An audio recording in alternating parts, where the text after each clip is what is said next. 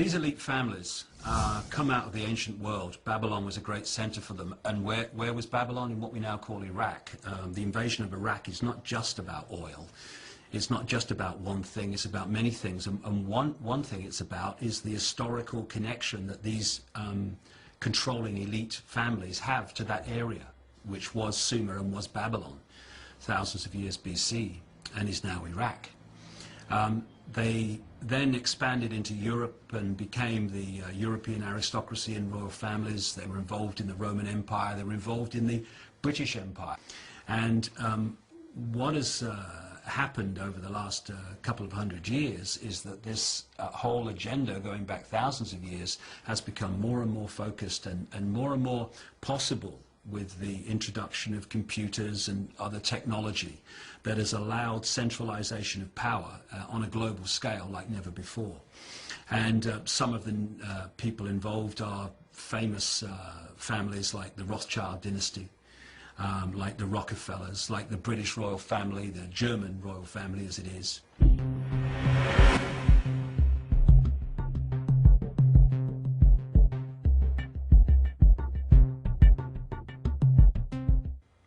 I know it's hard for people to grasp at first how it's possible for a few to control the many, i.e. 6 billion in the end. But it's a very simple structure.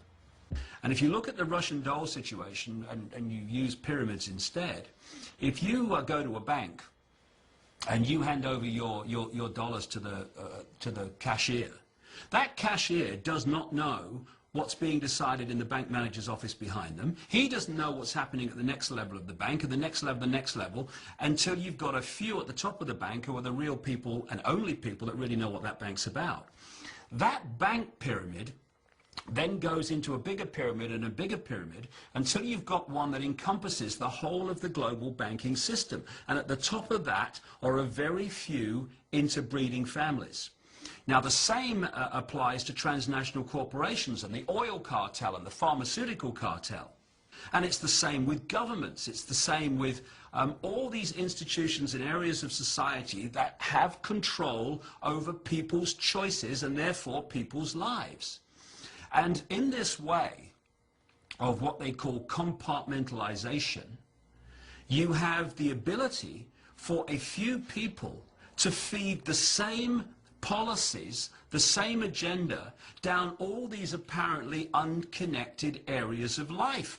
Therefore, it is no accident or coincidence that in politics, in transnational corporations, in banking, in education, in all these areas, the incessant centralization of power has gone on and on and on and on.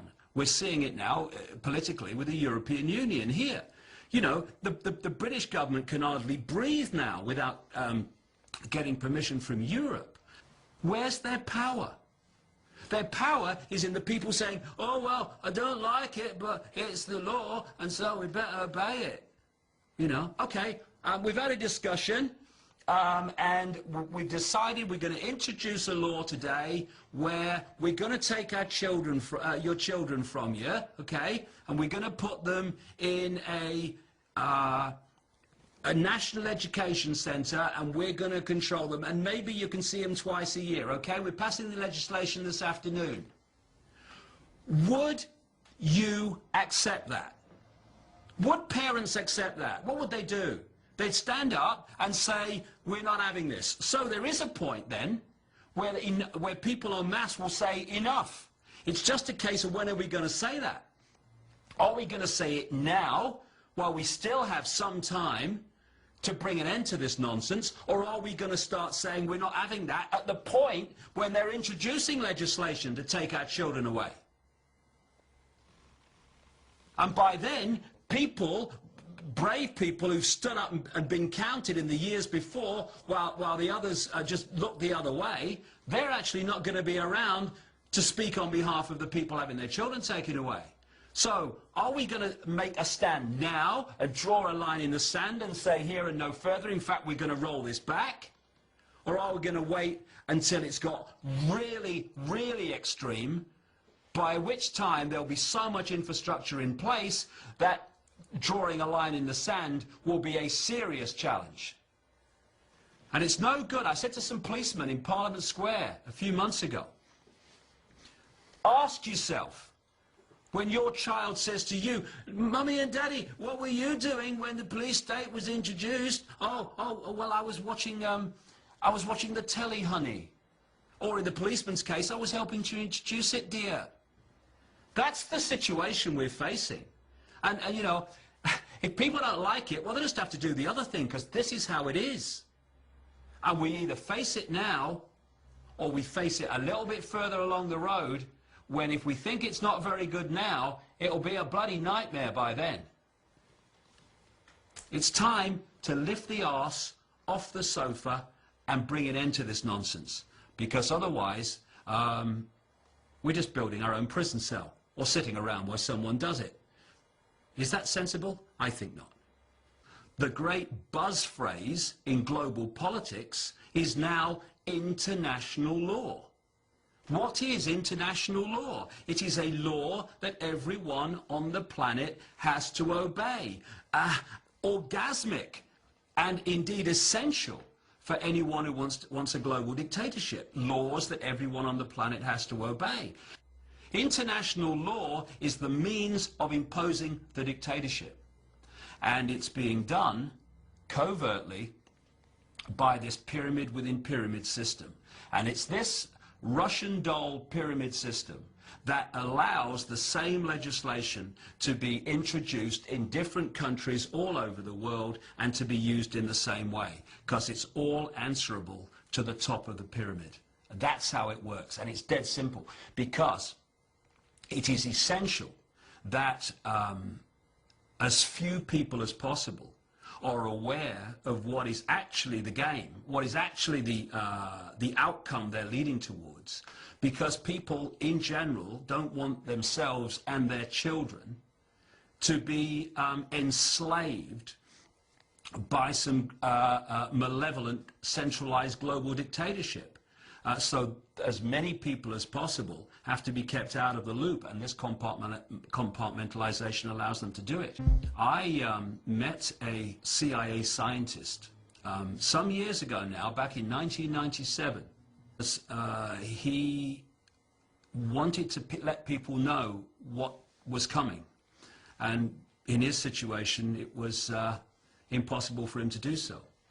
I said to him, if you are so against what's happening, why don't you just refuse to do it?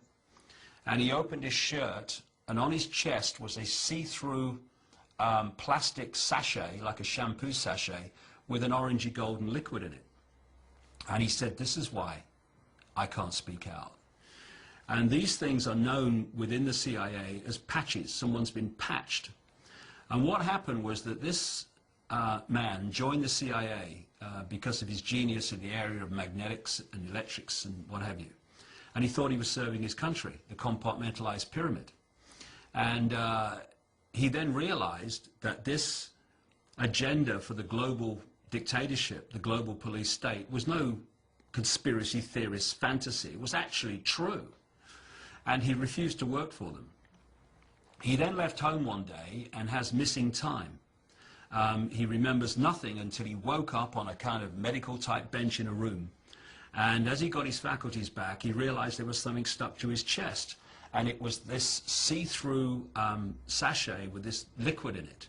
And what it happens is that their bodies are manipulated in their lost time period to need the drug in this patch to survive. And it has to be replaced every 72 hours.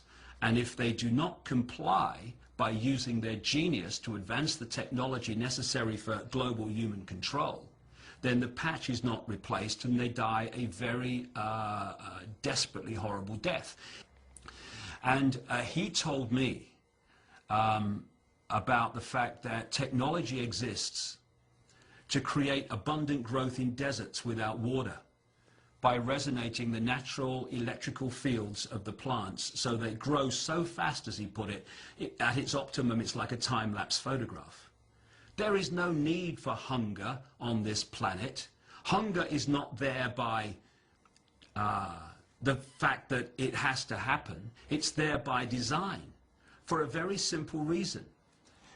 When people have abundance, they have choice. And when people have choice, they have freedom. Abundance equals choice equals freedom. So what the elite do is they manipulate scarcity. So scarcity equals dependency equals control. And he said there's no need for hunger because the technology exists to create abundant growth anywhere. He also said to me, tell people that if they say no to one thing, say no to the microchip.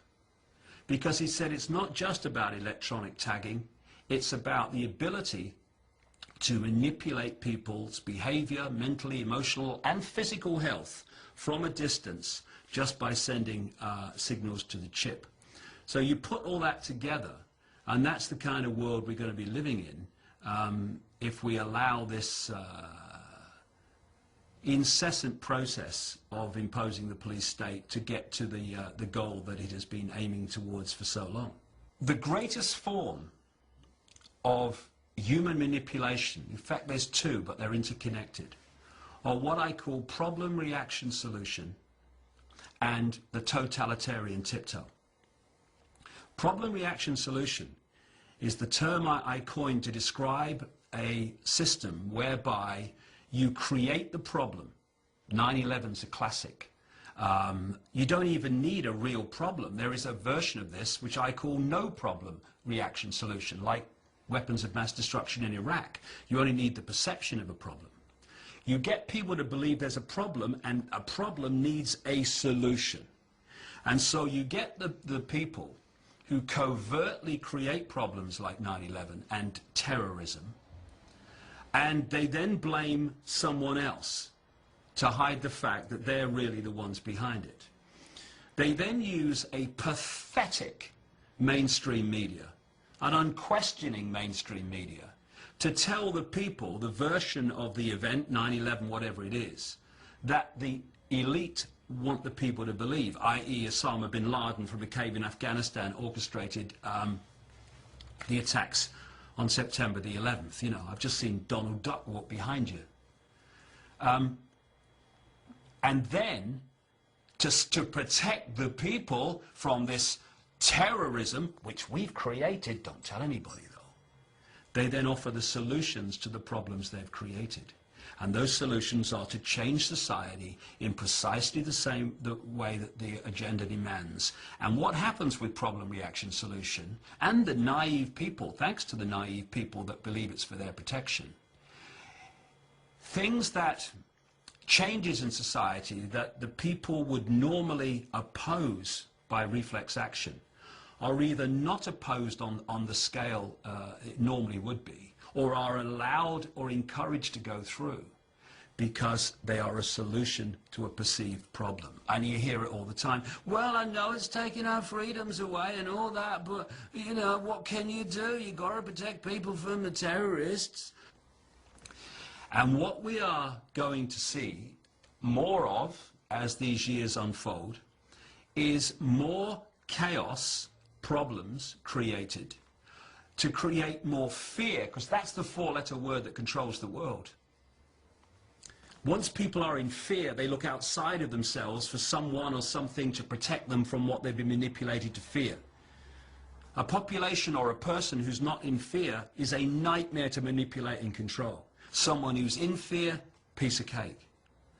So en masse, it's about creating chaos, it's about creating fear, and then offering ways out of the chaos, and those ways out will be more and more imposition of the police state to protect the people and to bring order out of chaos.